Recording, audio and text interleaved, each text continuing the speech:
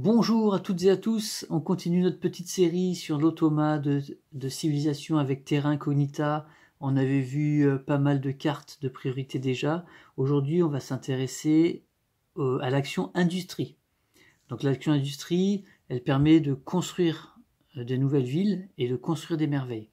Donc on va voir ça ensemble et on va faire comme les fois précédentes, on va comparer les cartes de l'automa avec les cartes du joueur, voir s'il y a des petites différences ou pas.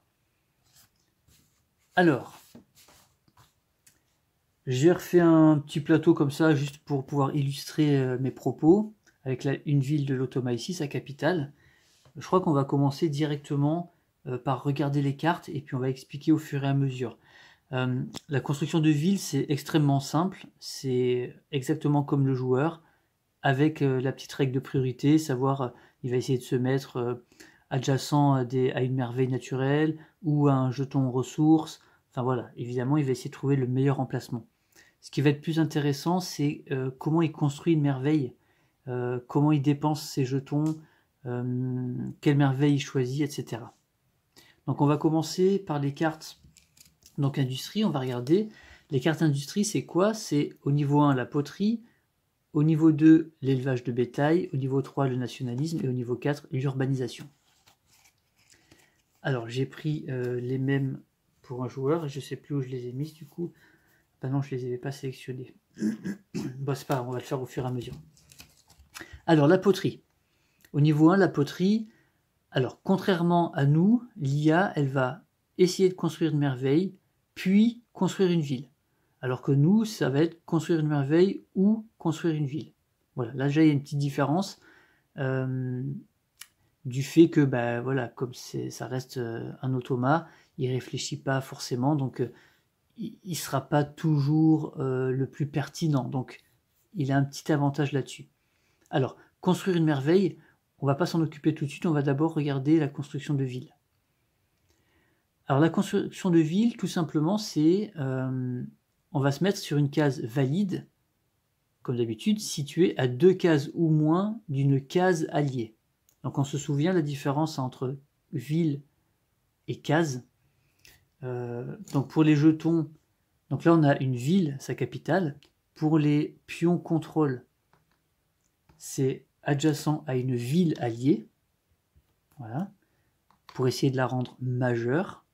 Donc là, encore 1 et elle serait majeure. Cette ville est majeure, puisqu'entourée de jetons contrôle, donc à sa couleur, de ses frontières, plus de l'eau, ou alors le bord du plateau. Donc là, c'est une ville majeure. Par contre, pour fonder une nouvelle ville, il peut le faire à une case, à 2 cases ou moins d'une case alliée. C'est-à-dire qu'il pourrait très bien faire une ville ici, mais il pourrait très bien la faire plus loin. Il pourrait la faire ici, puisqu'il est bien à 2 cases ou moins d'une case alliée. D'accord? Et puis on va regarder, comme on a vu pour les fois d'avant, ça va être toujours une priorité. Il va essayer de se mettre adjacent au plus de merveilles naturelles et ou de jetons ressources. Voilà. Ensuite, s'il ne peut pas ou s'il y a une égalité, il essaye de faire les suivants. Donc le plus de... Alors là, par exemple, dans ce cas-là, j'ai pris au hasard, mais de toute façon, il y a toujours très souvent des ressources proches. Donc là, il n'aurait pas beaucoup de possibilités parce que il peut être soit adjacent à ce jeton-là, soit adjacent à celui-là. D'accord? Donc encore une fois, il pourrait se mettre, on va ressortir le petit crayon, il pourrait se mettre ici pour être adjacent, ici, il pourrait être ici, il pourrait être ici, et il pourrait être ici, et même dans la montagne. Donc dans toutes ces cases-là, il serait adjacent à une ressource, à un jeton ressource. Voilà, puisqu'il n'y a pas de merveille naturelle, et il ne peut pas être adjacent à plus de 1.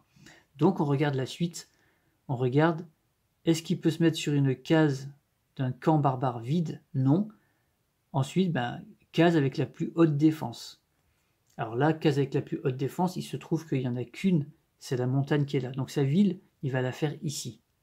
Voilà, la ville qui va être la plus facilement défendable, puisqu'elle est sur un terrain difficile. Maintenant, s'il y avait 2 montagnes, là, il n'y a plus de priorité. Donc là, je pense qu'on peut tirer au sort, tout simplement. On ne se casse pas la tête. On lance un dé, voilà. Après, sinon, vous pouvez très bien vous dire, voilà, c'est plus pertinent pour lui de se mettre là ou de se mettre là. Mais moi, dans ces cas-là, je me prends pas la tête, je tire au sort. Donc voilà comment ça marche pour la poterie, pour l'automa. Pour le joueur, c'était comment? Donc la seule différence, comme je vous disais, c'est que ça va être un ou. Nous, il va nous dire construisez une merveille ou construisez une ville. Voilà. Et après, les conditions, c'est exactement les mêmes. Voilà. Donc là, ça ne change rien, sauf que lui fait les deux actions. On va continuer sur les villes et ensuite on reprendra au niveau 1 et on fera les merveilles. Je pense que c'est le plus simple. Pas s'embrouiller. Parce que les villes, ça va aller vite. Hein. L'élevage de bétail, quand on améliore, c'est quoi la différence? C'est que, donc ça, la merveille, on s'en occupe pas.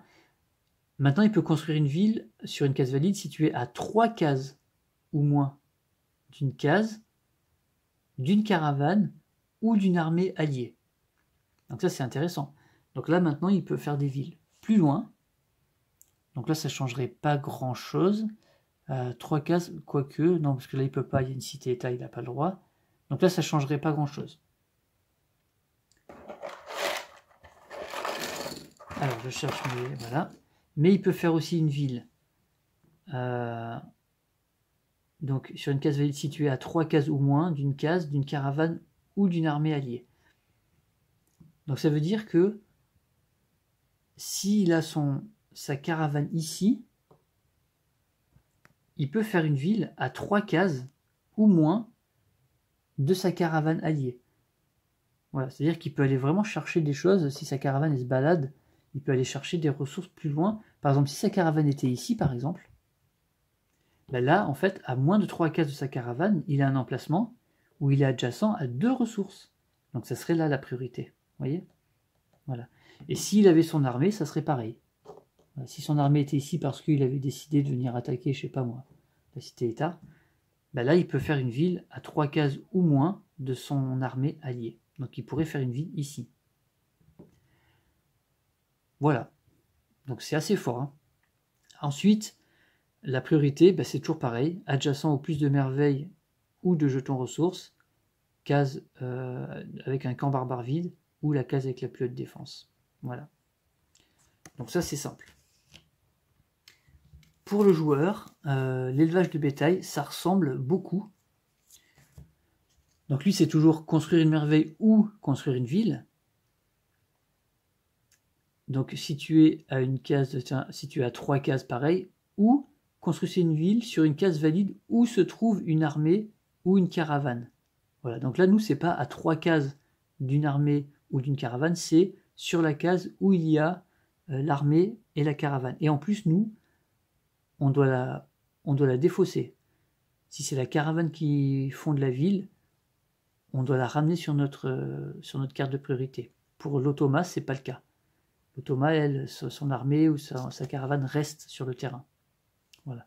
Donc, petite différence, mais c'est quasiment pareil, sauf qu'il y a des petits ajustements, comme d'habitude. Hein. Ensuite, au niveau 3. Au niveau 3, c'est le nationalisme.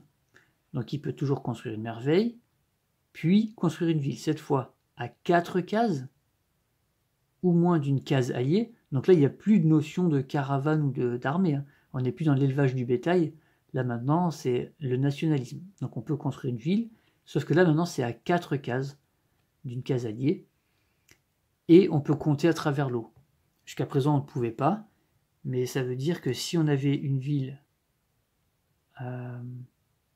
alors là, c'est un mauvais exemple, parce qu'on n'a pas le droit d'avoir une ville ici parce qu'il y a une cité-état, et on n'a pas le droit d'avoir une ville ici parce qu'il y a un jeton ressources. Mais admettons, là, on avait une ville ici.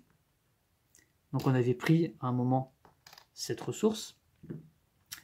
Ben là, on peut faire à 4 cases d'une case alliée, donc de celle-là, mais on peut compter, on peut faire 1, 2, 3. Donc là, il peut venir ici. Voilà. 1, 2, bon, il aurait pu faire en faisant le tour, mais par exemple, s'il voulait venir construire ben là, par exemple, il pourrait 1, 2, 3, 4. Voilà. Maintenant, ces colons peuvent traverser l'eau, tout simplement. Voilà. Pour le reste, il n'y a pas de changement. Donc là, ça va vite. Hein. Construction de ville, je vous avais dit, ça va très vite. Au niveau 3, pour le joueur, le nationalisme, Alors, c'est la même chose. Allez. Donc, construire une merveille ou construire une ville à 4 cases et ça peut compter à travers l'eau. Voilà. Là, c'est la même chose. Dernier niveau, l'urbanisation. Donc, toujours construire la merveille, puis construire une ville, cette fois à 5 cases. Donc, il peut construire de plus en plus loin. L'IA peut toujours traverser l'eau, pas de problème.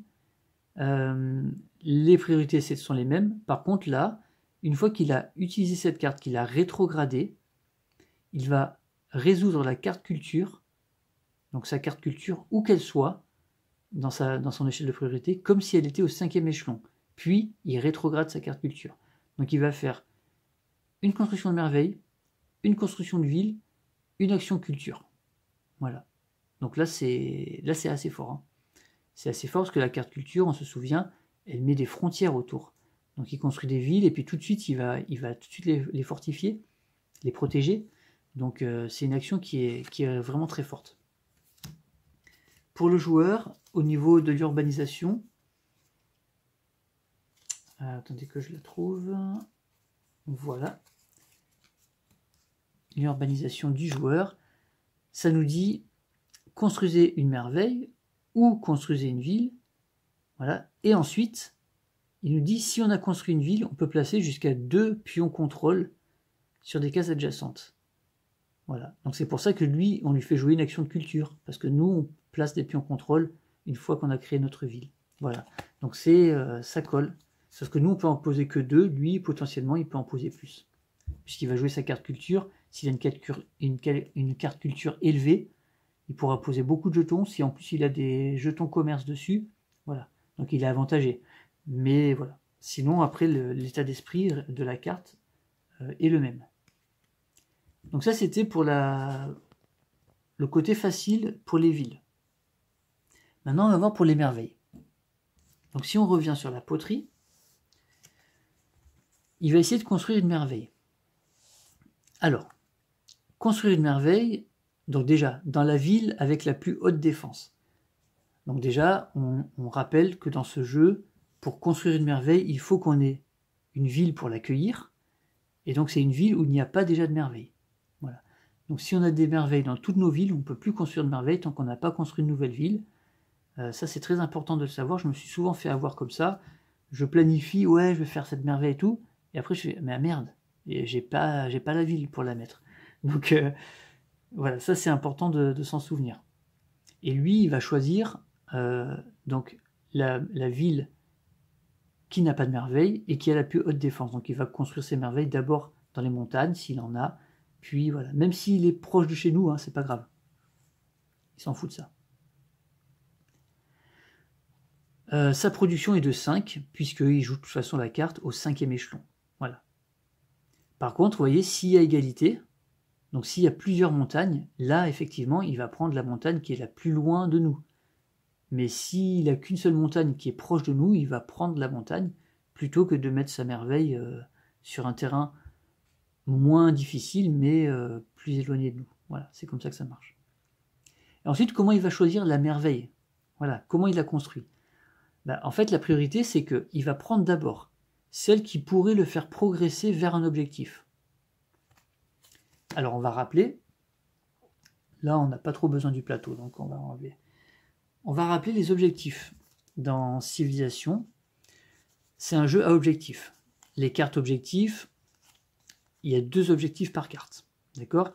Donc pour valider un objectif, il suffit de valider soit le premier, donc par exemple ça serait technophile, ça veut dire avoir 3 cartes de niveau 4. Voilà, dès qu'on atteint ça, on valide ça, et donc cette carte objectif est validée. Mais on a la possibilité, plutôt que de faire ça, si on ne s'est pas vraiment orienté science, plutôt, si on a une grosse production, de faire des merveilles scientifiques. Donc on peut être un savant en ayant 2 merveilles scientifiques. Voilà, c'est ou l'un ou l'autre. Et donc il y a des objectifs qui concernent les merveilles. Il y a celui qui va avoir 2 merveilles scientifiques. Il va y avoir les 2 merveilles économiques. Il va y avoir les 2 merveilles militaires et les 2 merveilles culturelles. Voilà, ça c'est que des objectifs, avec des merveilles. Mais il y en a d'autres. Il va y avoir la diversité, avoir 3 merveilles, mais de types différents cette fois. Ok? Là, ça ne concerne pas les merveilles, là, ça ne concerne pas les merveilles. Il va y avoir prolifique, avoir 2 merveilles de la même ère. Ok? Quel que soit le type de merveille, si c'est 2 merveilles antiques, c'est validé. Donc ça, c'est bon aussi. Là, ça ne concerne pas les merveilles. Et là, le progressiste, lui, c'est d'avoir 3 merveilles, mais de 3 ères différents. Donc une merveille antique, une merveille médiévale, une merveille moderne. Voilà. Donc vous voyez, il y a beaucoup d'objectifs qui concernent les merveilles. Donc, ça veut dire que si, au début de la partie, on tire un de ces objectifs, il y a de fortes chances, hein, c'est quand même rare. En fait, il faudrait que vraiment on tire ces 3 cartes. C'est les trois seules qui ne concernent pas les merveilles. Voilà, plus les cartes avec les forts. Mais voilà, c'est quand même rare d'avoir ces 3 cartes, ça peut arriver.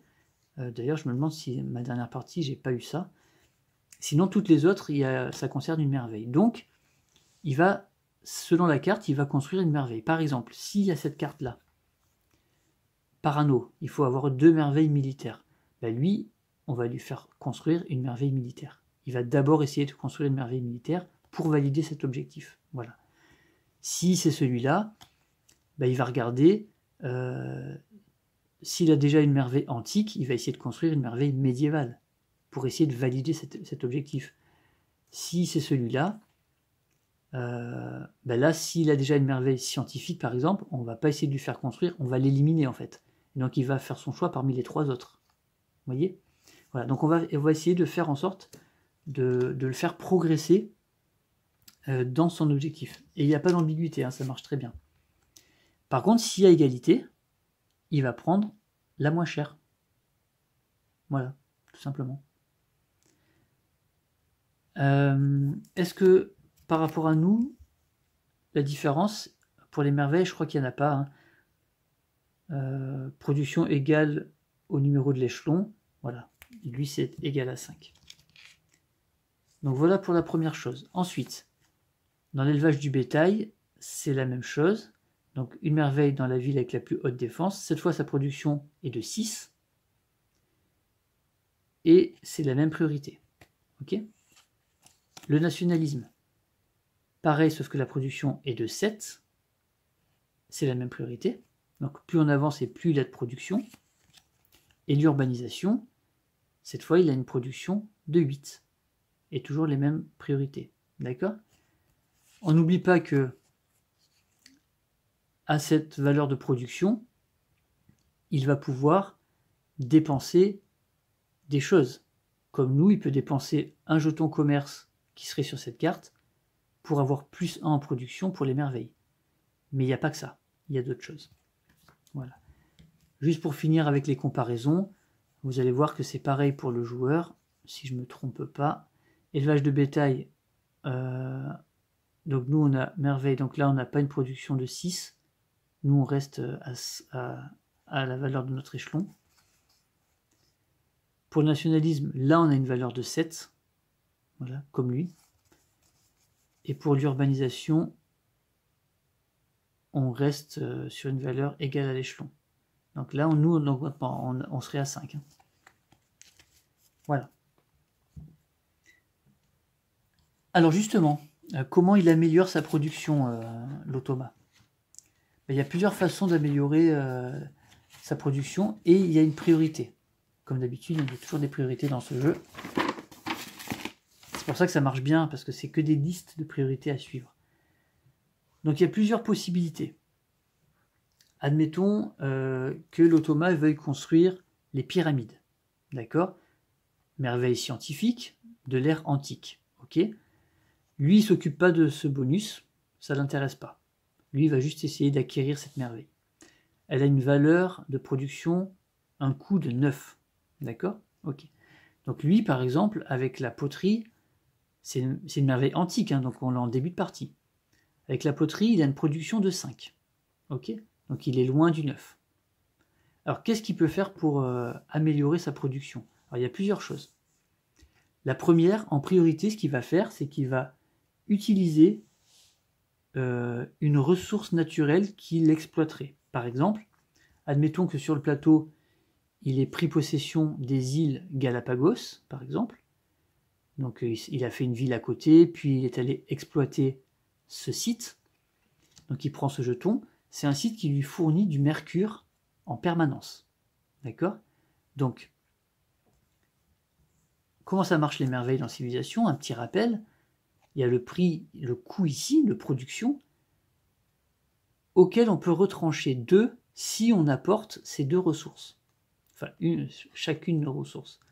Par exemple, là, il nous faut 9 en production, mais si on est capable de fournir du mercure ou du pétrole, ça tombe à 7.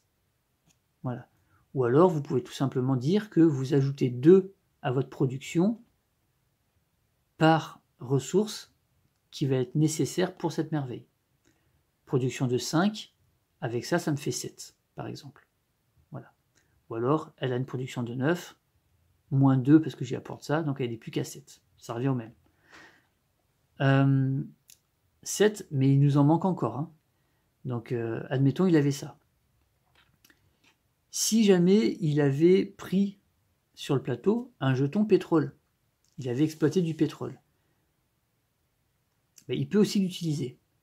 Ou alors, il peut utiliser ses jetons commerce, mais il y a aussi une autre chose qu'il peut utiliser, c'est un avantage qu'il aurait grâce à une cité-État de laquelle il a une carte diplomatie. Alors, dans quel ordre il l'utilise? Il va d'abord utiliser ce jeton-là, puisque lui, il est permanent, il ne va pas le défausser. Donc, il serait bête de ne pas l'utiliser. Donc, il ajoute d'abord ce jeton, s'il le possède, pour améliorer sa production. Ensuite, il utilise les cartes, parce que là, en ayant commercé et en étant diplomate avec Buenos Aires, ben en fait, cette cité-État lui fournit des connaissances, lui fournit du matériel, de la logistique, qu'importe, pour améliorer sa production. Donc ça, ce sont des choses qu'il ne va pas défausser, donc qui sont permanentes. Donc là, il a une production, on va dire, de 5, plus 2 pour ça, ça fait 7, plus 1, ça fait 8. Donc il est déjà à 8 sans rien dépenser. Il lui manque encore 1. Ensuite, dans l'ordre, il va dépenser les jetons ressources, qui valent 2 aussi. Donc c'est comme ça a la même valeur, sauf que eux, on les défausse, on les utilise qu'une seule fois. Celui-ci, on l'utilise tant qu'on contrôle le site. Alors, donc là, en fait, il serait arrivé à 8 avec ça. Production de 5, plus 2, 7, plus 1, 8. Il lui manque 1. Ben, il va défausser ça, même si ça vaut 2 et que ça vaut 1. Voilà. En priorité, il va défausser ça et il va, à la fin, prendre ça. Alors, j'ai longtemps hésité entre les deux. Au début, j'avais modifié parce que dans la règle de base de l'automa officiel, hein, l'automa officiel qui était sorti pour le jeu de base, l'auteur disait que l'IA pouvait accumuler autant de jetons commerce qu'il pouvait, en fait, sur ses cartes de priorité. C'est-à-dire qu'il n'avait pas de limite. Il pouvait en avoir 3, 4, 5, 6, 8, voilà. Moi, j'ai enlevé cette règle parce que je trouvais ça ridicule, parce que parfois, il pouvait avoir une action, il avait 6 jetons commerce, bah forcément, il n'y avait aucune merveille qu'il ne pouvait pas construire. Il dépensait tous ses jetons commerce, et voilà. Et ça, je trouvais ça bizarre, alors que nous, on est limité à 3. Donc moi, j'ai changé cette règle. Je fais en sorte que l'IA soit aussi limitée à 3. Voilà. Comme ça, de temps en temps, il arrive que l'IA ne puisse pas construire de merveilles, parce qu'il lui manque un peu de production. Et du coup, ça fait des parties un peu différentes. Alors qu'avant, avec les règles officielles, il n'y avait pas de suspense. Hein. Quand il devait construire une merveille, il la construisait parce qu'il y arrivait à chaque fois. Donc c'était un peu, voilà. Alors que là, il peut y avoir des retournements de situation, des choses un peu imprévues. Ça arrive pas souvent, mais quand ça arrive, c'est cool, parce que ça fait plaisir de voir que des choses se passent pas toujours de la même façon. Donc j'avais hésiter à me dire, mais non, en fait, en priorité, il va dépenser ça, puisqu'il en a beaucoup, et ça, c'est des choses qui sont plus précieuses, il va les garder. Mais en fait, non. En fait, je suis revenu en arrière. Et je trouve que c'est plus logique qu'il dépense d'abord ça, et ensuite il dépense ça. Pourquoi? Parce que ces jetons-là, ils ne servent qu'à construire des merveilles. Et éventuellement, il y a un objectif. Il est où? Voilà. Il y a cet objectif-là, qui est le thésauriseur. C'est avoir 4 ressources différentes. Voilà. Donc là, éventuellement, on peut dire que s'il y a cet objectif en jeu, on pourrait inverser et faire en sorte que l'IA ne dépense pas ses ressources tant qu'il n'a pas validé cet objectif. Mais on n'est pas obligé, hein. J'ai essayé, ça marche, même s'il les dépense, parce qu'il en a d'autres. Voilà. Donc ça, c'est après, chacun peut adapter un petit peu comme il veut. Alors que ces jetons-là, ils servent à d'autres choses. Ces jetons qui sont sur sa carte industrie, ils vont aussi lui servir depuis, c'est aussi comme ça, c'est aussi pour ça que j'ai remodifié la règle, depuis qu'il y a Terra Incognita, il y a la zone industrielle, et la zone industrielle permet de construire une ville si on a déjà 3 jetons sur notre carte industrie. Donc le fait de ne pas les dépenser pour les merveilles va faire en sorte qu'il va pouvoir avoir une ville en plus à chaque fois qu'il va activer sa zone industrielle. Donc voilà pourquoi. Et je trouve que c'est ce qui marche le mieux. Donc dans l'ordre, il va utiliser ça, il va utiliser tous ces avantages industriels s'il en a parmi les cités-États, il va utiliser ces jetons de ressources s'il en a qui correspondent à la merveille. Voilà, et on additionne tout ça, et il construit sa merveille. Et il a choisi par rapport à l'objectif, ou à un des objectifs qu'il y a. S'il y en a 2, bah, qui peut construire les 2, il va aller vers la moins chère. Voilà, et ça marche. Ça marche bien. Voilà à peu près ce qui était important de dire. Il va aussi prendre en considération peut-être les bonus de son dirigeant. Par exemple, Cléopâtre, elle dit que toutes les merveilles coûtent 1 de moins à construire. Donc là, il partirait de 8. S'il joue avec Cléopâtre, il partirait de 8, moins 2, 6, moins 1, 5, et là, il pourrait la construire directement. Il n'aurait pas besoin de dépenser du pétrole. Voilà. Donc Cléopâtre, je crois que c'est la seule qui a un avantage sur les merveilles. La France a un truc sur les merveilles aussi, mais c'est pas pour les construire. C'est une fois qu'elle les a, ça lui fait un bonus de culture, quelque chose comme ça. Donc voilà la chose qu'il fallait préciser.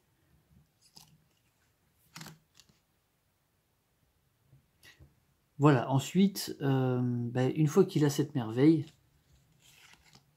une fois qu'il a construit cette merveille, le seul truc qui va l'intéresser, c'est cette icône-là. Et donc, même chose, quand il aura besoin de dépenser de la science pour une action, il va compter, parmi ces merveilles science, il va compter 1 point de plus. Voilà. Donc, les cités-États, ça on l'avait vu quand il allait envoyer une caravane à une cité-État, il prend la carte juste pour son icône, qu'il va pouvoir utiliser comme si c'était un jeton commerce virtuel, donc permanent. Pour les merveilles, c'est pareil. Voilà. Donc il utilise ça, par exemple, pour construire la merveille, puis cette merveille, il va l'utiliser pour augmenter sur son cadran technologique, etc., etc. Voilà. C'est vraiment l'équivalent d'un jeton commerce, mais qu'il ne dépense pas. Voilà ce qu'on pouvait dire sur l'action industrie. C'est une action très importante dans le jeu, puisqu'il va faire des villes, il va construire des merveilles, et il va avoir des merveilles militaires, donc il va avoir une armée plus forte qui va lui ajouter des points à chaque fois. Voilà. Donc probablement une des actions les plus importantes de l'automa.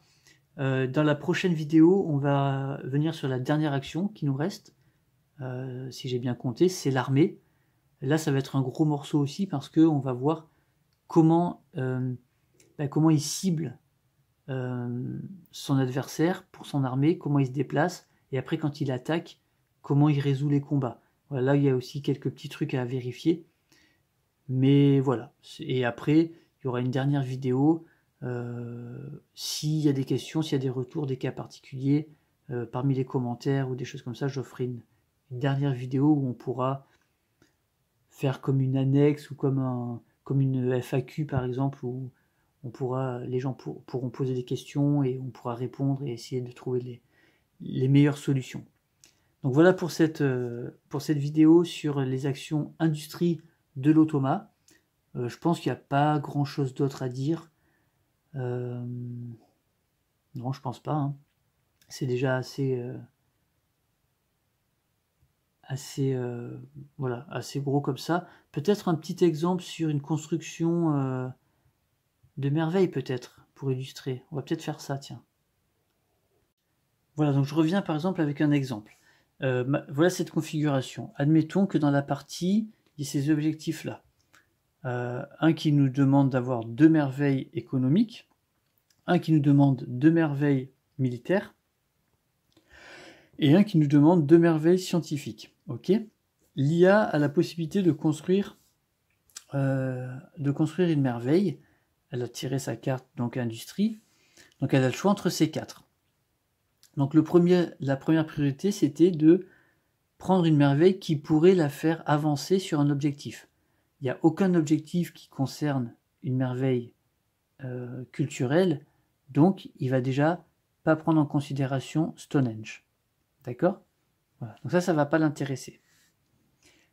Parmi les 3 autres, il y a 3 égalités. Deuxième paramètre, c'est la moins chère. Donc là, on a 7 pour Petra, 7 pour le Colosse et 8 pour l'Oracle. Donc l'Oracle va être éliminé aussi. Du coup, il en reste 2. Et là, maintenant, sur les 2 qui restent, on tire au sort. Voilà. Alors, en fait, il y a 2 possibilités. Parce qu'il faut préciser que dans la règle officielle, l'IA considère, donc déjà j'en ai parlé tout à l'heure, qu'il peut avoir autant de jetons commerce, il n'y a pas de limite, donc il peut en avoir autant qu'il veut sur ses cartes, donc il pourrait les dépenser comme ça là, voilà, tenez, prenez mes jetons, voilà, et ça moi j'ai modifié parce que je trouvais ça ridicule, donc je l'ai limité à 3. Mais il y avait un autre truc qui était ridicule, je trouve, dans cette règle, et qui facilitait beaucoup trop l'IA, c'est que lui considérait toutes ses ressources comme étant les mêmes en fait. Donc lui, qu'il ait du pétrole, du marbre et tout, il s'en fout. Donc par exemple, si le colosse, il demande, on va dire que il va être plus facile à construire si on y amène du diamant et du pétrole, lui, il pouvait amener du pétrole et du marbre, ça marchait. Voilà, ça faisait moins 4. Et ça, je trouvais ça ridicule. Donc moi, je suis revenu en arrière et j'ai dit, non, l'IA, c'est pareil, il va prendre des jetons et il va les utiliser pour la valeur qu'ils ont. C'est-à-dire que là, le colosse, il pourrait apporter son pétrole pour réduire son coût de 2. Pour Petra, c'est pareil, mais comme il n'a pas, d'ailleurs c'est marrant, les deux ont les mêmes ressources, mais comme il n'a pas de diamant, il ne va pas dépenser du marbre à la place. Non. Donc voilà pourquoi j'ai modifié un peu la priorité, parce que lui, voilà, il dépensait tout comme ça, il s'en foutait en fait. Donc ça, j'ai modifié ça.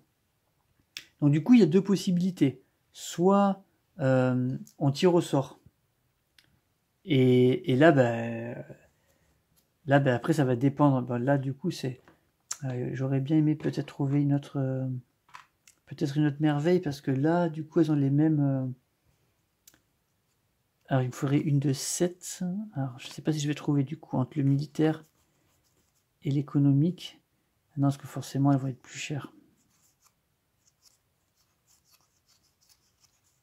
Mince, pour l'exemple, ça ne va pas marcher. Alors, attendez. Si on dit qu'on prend du 8 et du 9. Voilà, par exemple, on va prendre les pyramides. Elles coûtent 9. Pour l'économique, on va prendre le phare qui fait 8. Donc là, dans cette configuration-là, bah, il construirait pas Stonehenge parce que une merveille culturelle, il s'en fout. Ensuite, il prendrait la moins chère des trois, donc il prendrait Petra directement. Voilà. Mais du coup, on va changer et on va mettre l'armée de terre cuite. Donc on est quand même qu'avec des merveilles antiques. Voilà. Mais si c'était pas le cas, c'est pas grave, hein, ça changeait rien. Voilà. Donc là, il élimine toujours Stonehenge parce que ça l'intéresse pas. Ensuite, il prend la moins chère. Donc la moins chère, il y en a deux à égalité. Pyramide est éliminée. Et donc parmi les deux, maintenant, je disais, il y a deux possibilités. Soit on tire au sort et on voit s'il arrive à la construire. Par exemple, admettons, il a un pétrole. Alors là, du coup, maintenant, c'est les 4 ressources différentes. Décidément, ça va être compliqué à chaque fois.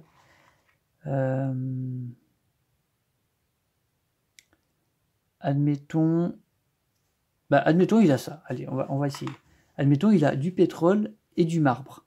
Donc soit on tire au sort, et s'il n'a pas de chance, ça tombe sur le grand phare, il ne peut pas utiliser ses ressources, et donc il a 8, et là, il ne pourrait pas construire. Soit, comme moi j'ai modifié cette règle, en fait, on va prendre la moins chère selon les ressources qu'il a.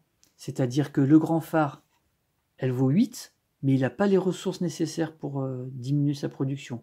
Par contre, l'armée de terre cuite, elle, il a les 2 ressources, donc il peut enlever 4. Donc elle tombe à 4 en fait. Et donc du coup, ça devient elle la moins chère. Et donc il irait sur l'armée de terre cuite. Voilà. Moi, c'est comme ça du coup que je le joue. Maintenant, s'il avait une de chaque. S'il avait ça.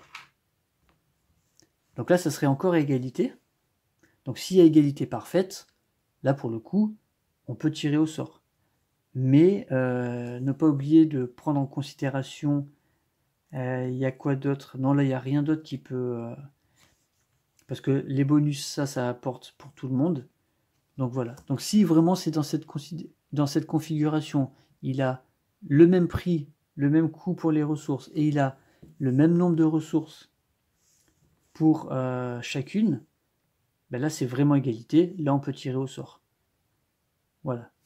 Ou alors, on peut tirer au sort, sauf si, évidemment, il avait déjà une merveille d'un type, et donc il avait la possibilité d'acquérir la deuxième pour valider l'objectif. Donc ça le fait avancer dans son objectif. Voilà. Si parmi les deux, il en avait déjà une militaire, mais il n'en avait pas d'économique, ben, il va prendre en priorité la militaire pour valider cet objectif.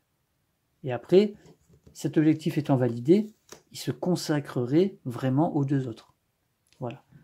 Donc, on arrive en fait par élimination, on arrive à trouver ce qu'on veut faire. Voilà.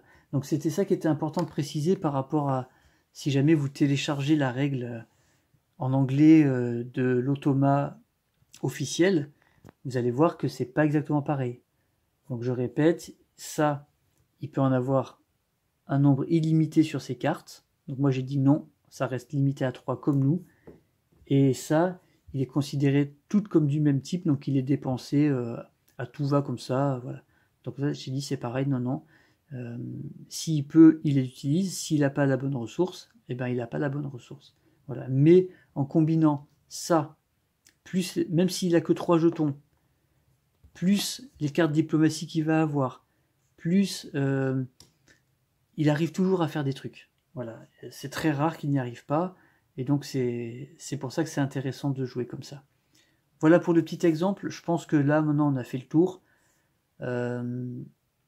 Et puis si c'est pas le cas, on reviendra sur la dernière vidéo, sur des points plus particuliers. Merci d'avoir suivi cette vidéo, je vous dis à la prochaine pour l'action armée cette fois. Gros morceau encore. Allez, à bientôt, ciao.